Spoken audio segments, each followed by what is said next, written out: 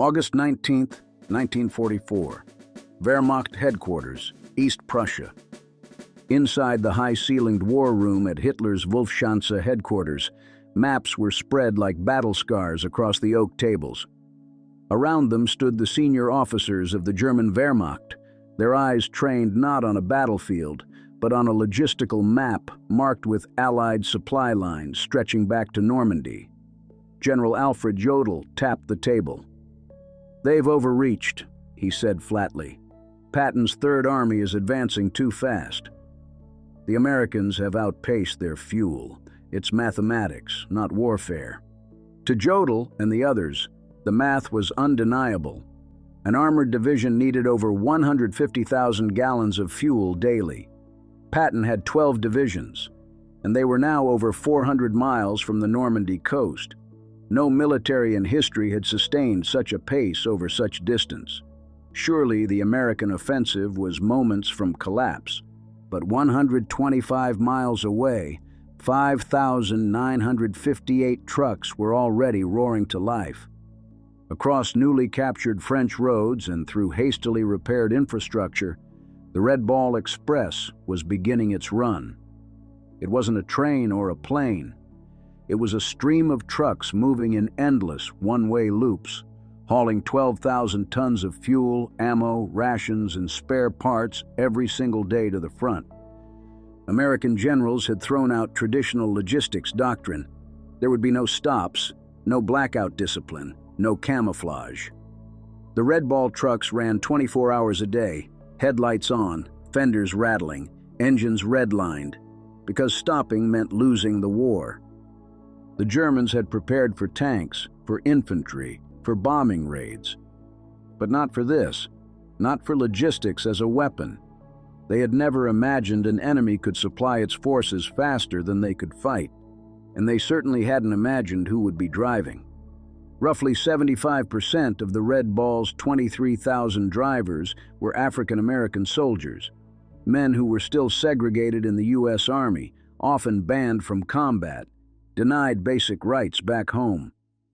But now, they were behind the wheel of the most critical operation in the European theater. Without their non-stop effort, Patton's tanks would stall.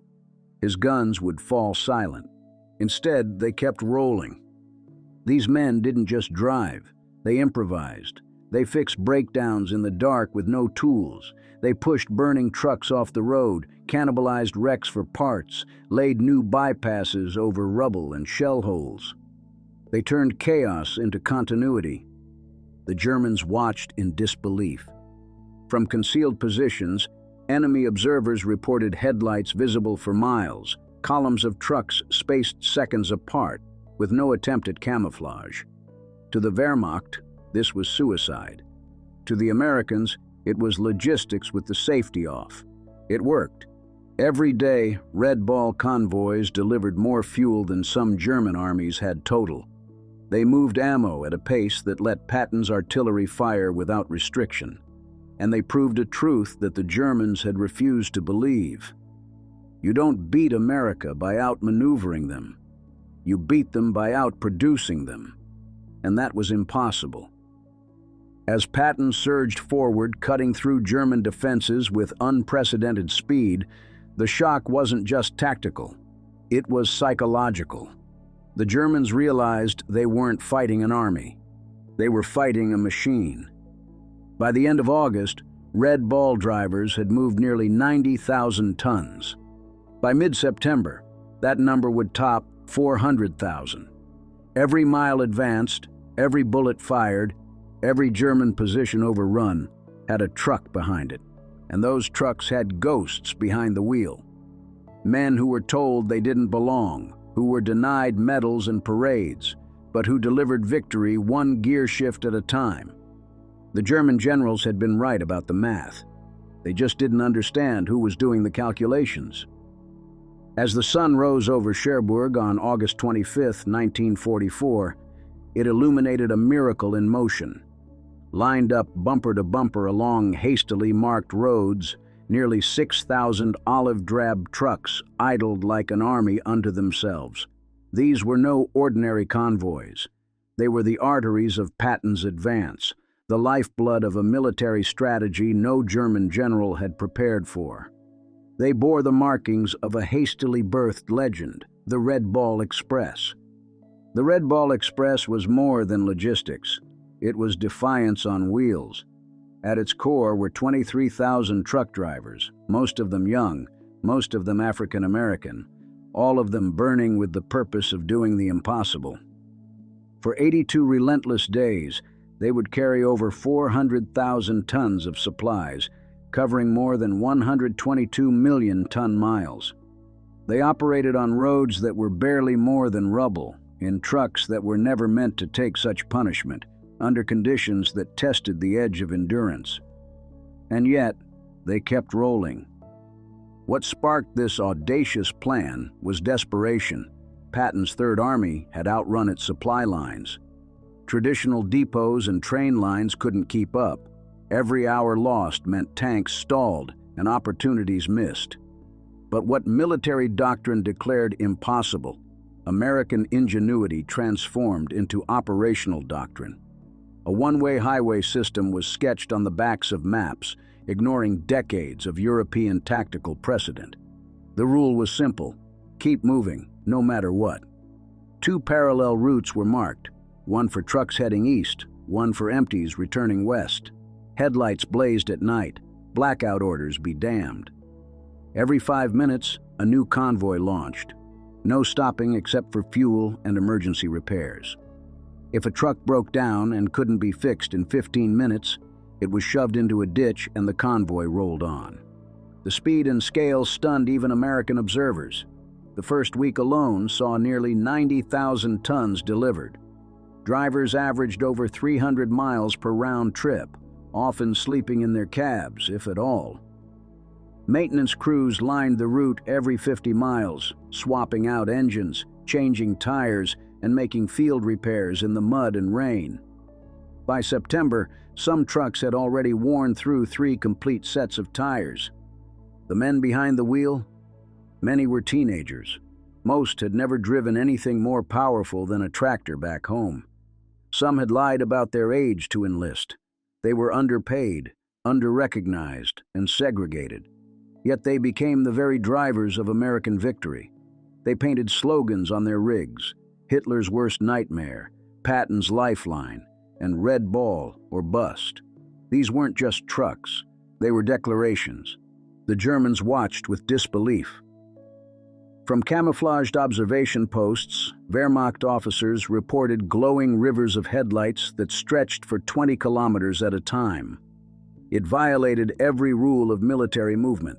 No spacing, no camouflage, no regard for concealment.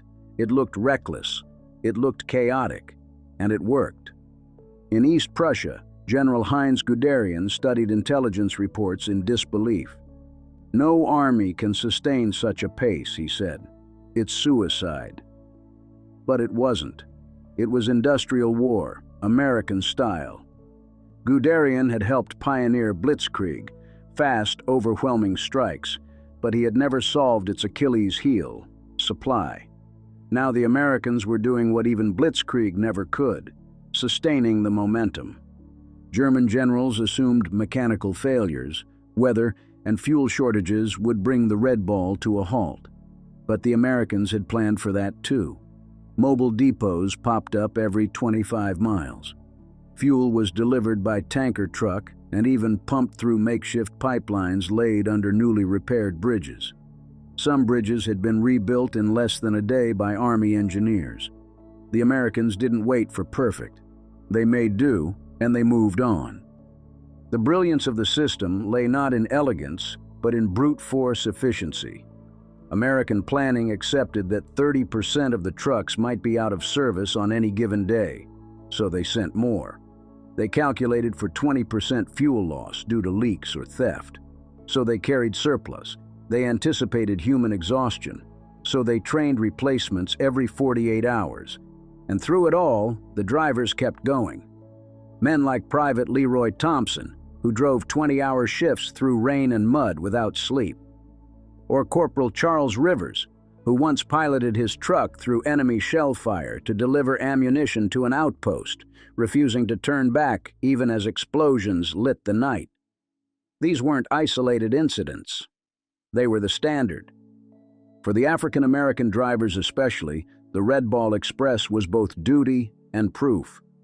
Proof that when given the chance, they could lead, organize, repair, and execute better than anyone.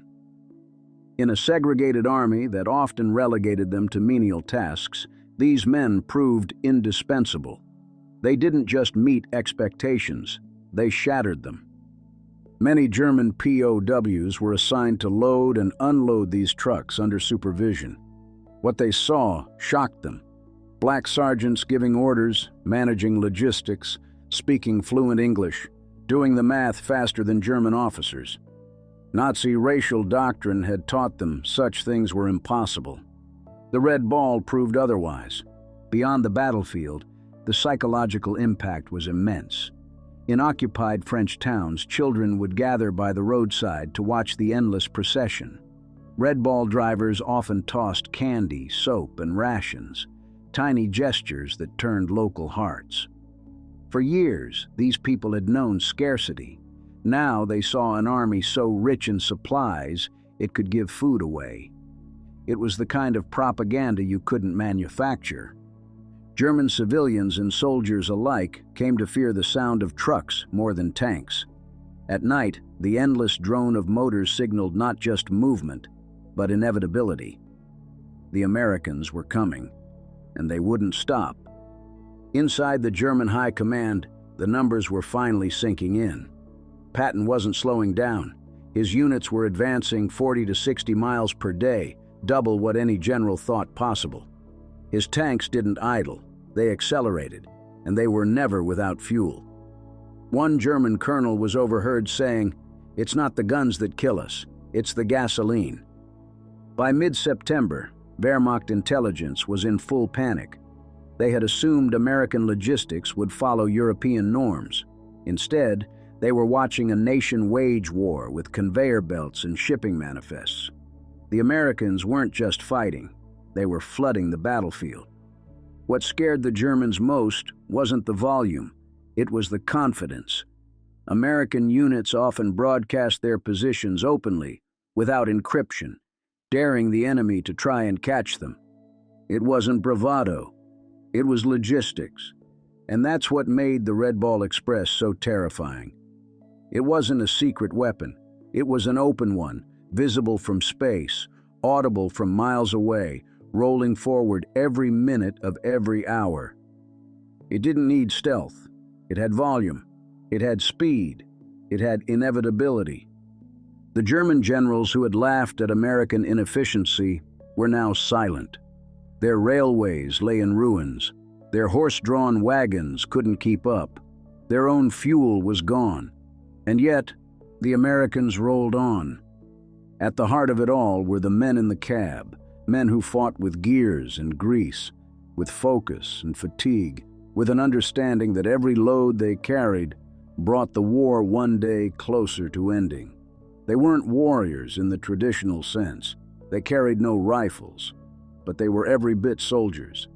Every shift they drove was a battle won. In the next section, we'll delve deeper into how the Red Ball Express didn't just support Patton's charge. It became the reason it succeeded. We'll look at the innovations it inspired, the tactical shifts it forced, and the legacy it carved into both military doctrine and American history. Because sometimes, the road to victory isn't paved in bullets. It's paved in rubber, diesel, and the unbreakable will of men who refuse to stop. At dawn on August 30th, 1944, German reconnaissance units positioned west of Chartres reported an anomaly. From their vantage points along the ridgelines, they saw something that shattered every principle of military movement. Headlights, thousands of them, in every direction. What looked like an endless stream of vehicles, bumper to bumper, moving without pause through the French countryside, at night. This wasn't a withdrawal. This wasn't chaos. This was coordination. Aggressive, unrelenting coordination. The Red Ball Express was in full motion, and its reach was rapidly expanding. What stunned German observers most wasn't the sheer volume, it was the audacity. For weeks, their doctrine had emphasized concealment, darkness, spacing between units. They'd survived the Russian front by hiding, waiting, and conserving. Yet here were the Americans, blazing lights, radio chatter in the open, trucks painted with slogans like Hitler's Nightmare and Berlin or Bust. They weren't hiding. They were daring the enemy to respond. But the Germans couldn't respond. Not effectively. Not anymore. The Luftwaffe had been crippled. Fuel shortages meant few operational aircraft. Artillery positions couldn't even fire consistently. There simply weren't enough shells. And with the Red Ball Express moving at nearly 13,000 tons of supplies per day, the Americans had more than enough to keep the momentum. To understand the strategic genius of the Red Ball Express, you have to move beyond the trucks. The genius was in the tempo, the rhythm of movement that American forces had mastered. Each convoy, each driver, each refueling point acted like a gear in a vast machine. If one part broke, the others compensated. Breakdowns were expected. Accidents were routine. What wasn't tolerated was stopping. One of the most impressive characteristics of the Red Ball system was its embrace of inefficiency to achieve effectiveness. German officers couldn't understand it.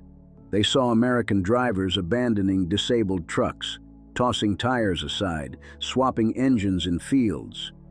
This level of waste was unthinkable in the Wehrmacht, which operated under strict rationing.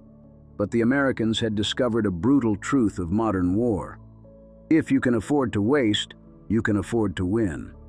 By early September, supply delivery via the Red Ball Express had not only kept pace with Patton, it had outstripped it. The U.S. Third Army was advancing so quickly that even traditional military planning failed to keep up. But the trucks were always there, hauling fuel, ammunition, medical supplies, rations, spare parts, and even typewriters and toilet paper. Every detail mattered. The Red Ball didn't just feed guns, it fed the war machine in its entirety. Along the route, infrastructure blossomed seemingly overnight. French roads damaged by retreating Germans were patched within hours. Temporary bridges replaced demolished crossings in less than a day. Engineers used rubble from bombed towns to pave detours. Convoy routes were painted on trees, telephone poles, and buildings. Fuel dumps appeared every 25 miles, guarded by MPs and manned by crews that worked around the clock. The supply line was more than a route, it was an ecosystem. And at the center of that ecosystem were the drivers. They were young. Many had only a few weeks' training. Some came from farms and had never left their state before. Many were African American soldiers, assigned to segregated units and denied combat roles, but now entrusted with the most critical logistical lifeline of the European war. They drove 12, 16, even 24 hours straight, fueled by coffee, determination, and sometimes Benzedrine pills handed out to keep them alert. These men became legends in their own right. Stories circulated of drivers who kept rolling with tires shredded, of engines overheating from relentless use but still pushing on, of men who drove through artillery fire to get supplies to the front. For these soldiers, recognition was rare, but the knowledge of their impact ran deep. In one notable case, a driver named Private Andrew McLaren reportedly delivered 2 full loads of ammunition in a single 36-hour stretch, dodging air raids and sniper fire, refusing relief until every shell reached its destination. In another, Sergeant William Jennings repaired his own axle on the roadside with scrap metal, then completed a 250-mile run solo to resupply a frontline unit under siege. These weren't isolated incidents. They were the norm. German troops who witnessed these feats couldn't reconcile them with their own beliefs. Many had been indoctrinated with Nazi propaganda portraying Americans, especially black soldiers, as inferior, soft, undisciplined. But the Red Ball drivers shattered those illusions mile by mile. Captured Wehrmacht officers assigned to assist in unloading Red Ball cargo saw black NCOs managing logistics operations with precision and authority. The cognitive dissonance was overwhelming. The drivers themselves developed a culture around their mission. They painted their trucks with names: Miss Victory, the Liberator, Storm and Norman. Convoy radio chatter turned into coded slang. Units kept tallies of loads delivered, speed records broken, and breakdowns overcome. There was pride, camaraderie, and an unspoken understanding that they were making history. By the second week of September, the Red Ball Express was moving faster than many thought possible. Nearly 7,000 trucks were in motion daily. Mobile repair teams fixed over 1,500 breakdowns a day on the roadside.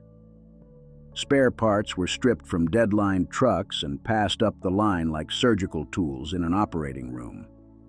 Engines were swapped in 30 minutes, tires replaced in 5. It was an assembly line stretched across 700 miles of France. But the system wasn't without cost. Trucks wore out. Tires shredded by rough roads had to be replaced weekly. Engines overheated. Drivers fell asleep at the wheel, crashed, or suffered from extreme fatigue. At least 300 Red Ball Express drivers died during the operation, many from exhaustion-related accidents.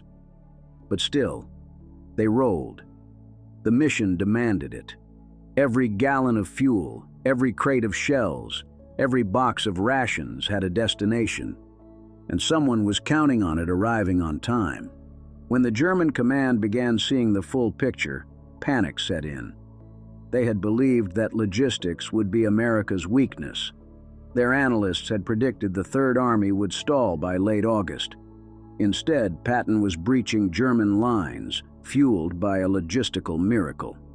A German report dated September 12th read, "Enemy supply lines are operating at a scale and pace previously considered impossible. There is no indication of slowing.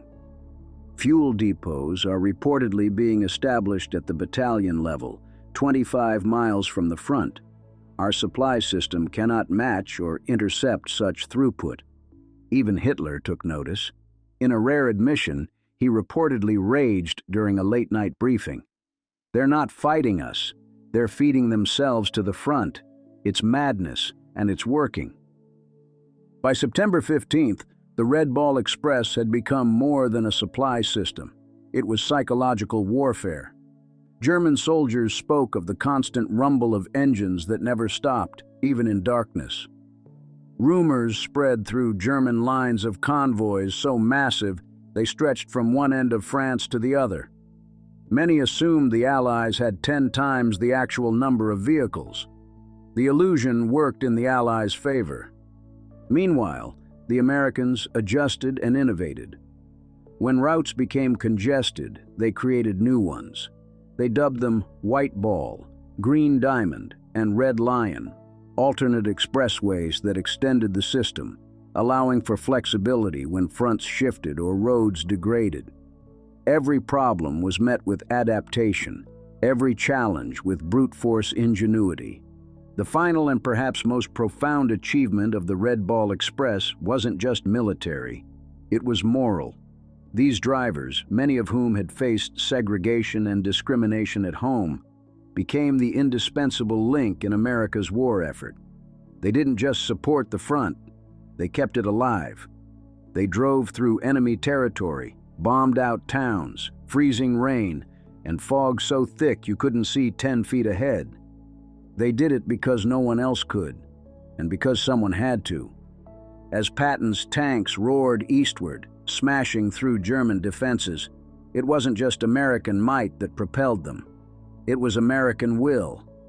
And that will was delivered, one truck at a time, by drivers who never made headlines, who rarely saw medals, but who, through grit and grease, made victory possible. In the next section, we'll uncover how the Red Ball Express evolved in the face of exhaustion, how American adaptability stunned even the most skeptical strategists, and how a temporary convoy system turned into a permanent shift in the art of war. Because sometimes the war is won not by the men who fire the last shot, but by those who made sure they had the bullets to fire. By late August 1944, as German field commanders repositioned battered divisions across the French countryside, an eerie rhythm haunted their nights, not from gunfire, but from the unbroken hum of truck engines rolling in the dark. Allied armor was advancing faster than any army in modern history, and the Germans knew the math. It shouldn't be possible. But every night, the sound came closer. It was relentless, like ghosts on wheels. For General Heinrich Eberbach, commanding the German 5th Panzer Army, the reports were maddening. Reconnaissance units confirmed thousands of trucks moving east at all hours. No blackout discipline.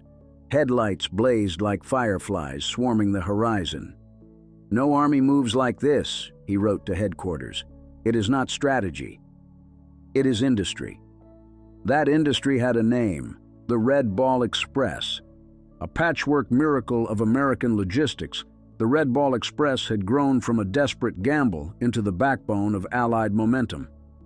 In less than 72 hours, the Americans had turned the roads of France into a two-lane lifeline, one side for trucks loaded with fuel, shells, and rations, racing to the front, the other side for the empty ones, returning west for more.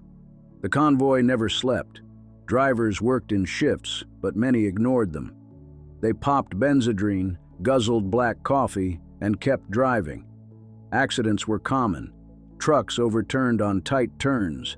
Engines exploded from overheating, but nothing stopped the flow. If a truck broke down, it was pushed into a ditch and left behind. Another would take its place. Speed was life, and speed was exactly what General Patton demanded. The man who once said, "Fixed fortifications are monuments to man's stupidity," had no intention of stopping for a supply delay. His Third Army was slicing through German defenses like a hot blade, and he demanded fuel like a man starving for oxygen. His tanks consumed over 150,000 gallons a day. Ammunition, food, spare parts, everything came from those endless convoys. He told his logistics officers, "Keep 'em rolling. I don't care how, just do it." So they did. At its peak, the Red Ball Express ran nearly 6,000 trucks across 700 miles of broken French countryside, carrying over 12,000 tons of supplies every single day. The operation's success was due not only to planning, but to improvisation. When bridges were destroyed by retreating Germans, American engineers built temporary ones overnight using debris and timber. When roads were choked with wreckage, bulldozers cleared paths or convoys simply created new routes across fields. Mechanics worked in roadside repair tents every 50 miles. Spare parts were cannibalized from dead trucks. If a transmission couldn't be fixed in 15 minutes, it was replaced entirely. The convoys were manned mostly by African American soldiers. Segregated by policy, but united in purpose, they became the unsung heroes of the campaign. Denied frontline combat roles, they now found themselves driving straight into enemy territory with nothing more than grit and a .45 sidearm. They painted slogans on their trucks: "Patton's Blood Bank," "Hell on Wheels," "Hitler, Here We Come." They raced through shell fire and ambushes with nerves of steel. One of them, Private Ernest "Red" Jackson, later recalled, "We didn't have time to be scared. You just kept that truck moving. You didn't think about dying. You thought about the next turn, the next gas stop, the next delivery. That truck was your war." To the Germans, it was madness.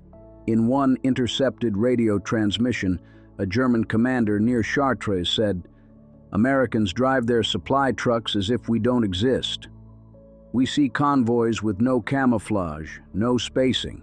It is either genius or insanity." But it wasn't insanity. It was calculated risk. The Americans knew German air power had been crippled.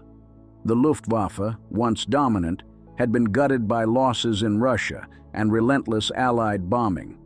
With skies largely clear, the Red Ball Express had no need to hide.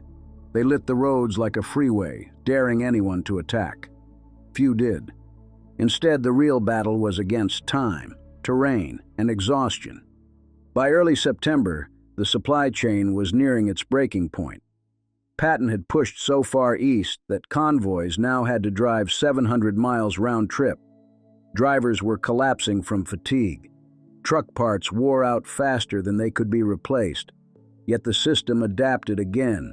Mobile transfer stations were set up halfway along the route.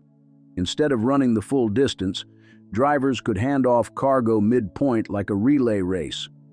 Mechanics began traveling with the convoys, fixing problems in motion. New drivers were trained in days and thrown behind the wheel. No delay was tolerated. No excuse accepted. Meanwhile, German forces were unraveling. At the front, soldiers reported hearing the convoys even when none were present, a phenomenon psychologists would later call phantom convoys. The Germans had so little fuel, they sometimes rolled tanks downhill to save gas. They rationed bullets while American troops received crates of ammunition by the minute. The disparity crushed morale. One German officer, captured near Metz, told interrogators, "We thought we were fighting an army, but we were fighting factories. We could destroy a dozen tanks, and the next day there were 24 more." The trucks never stopped. Indeed, the trucks didn't stop. They became symbols, not just of supply, but of inevitability.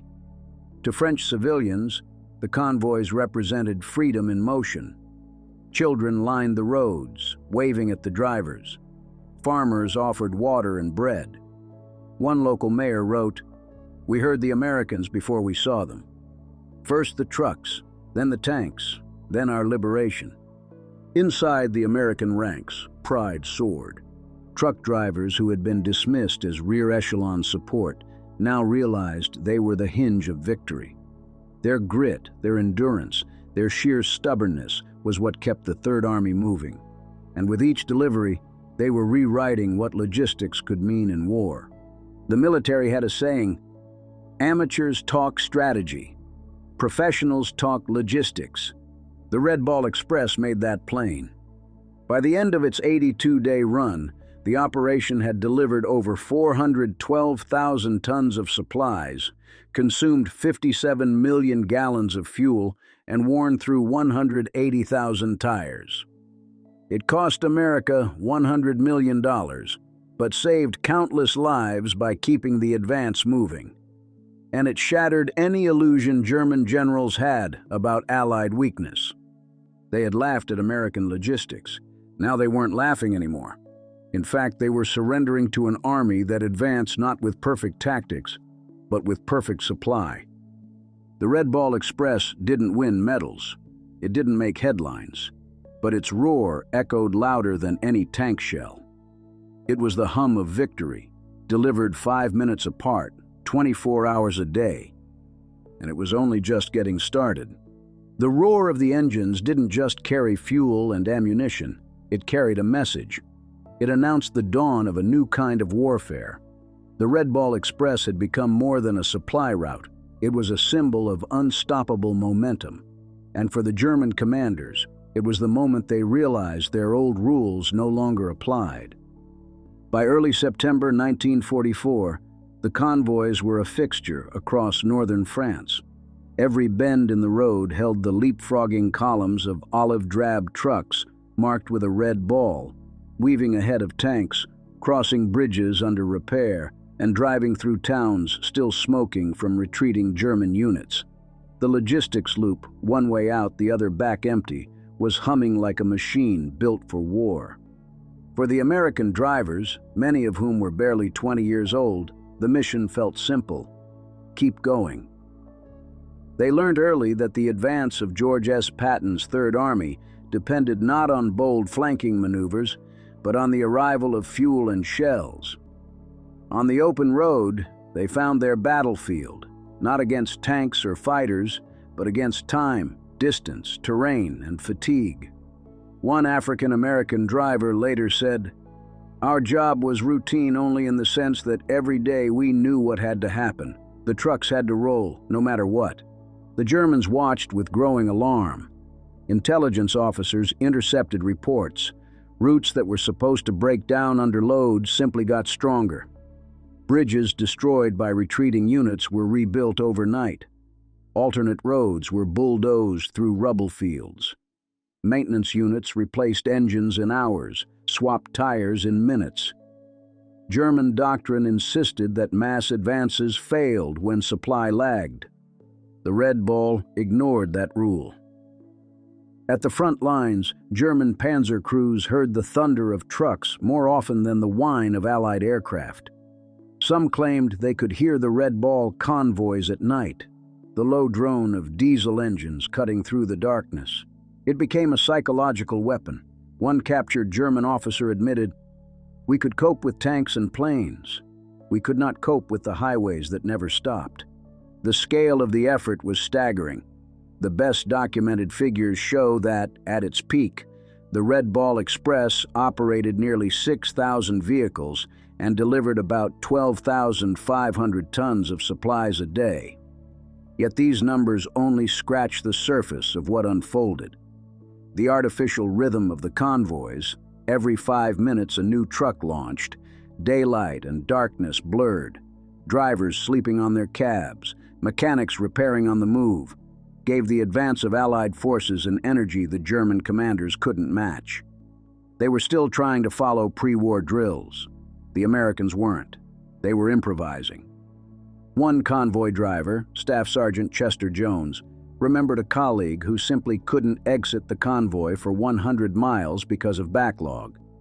He had been sandwiched between two 6x6 trucks and kept going until the load finally rolled in.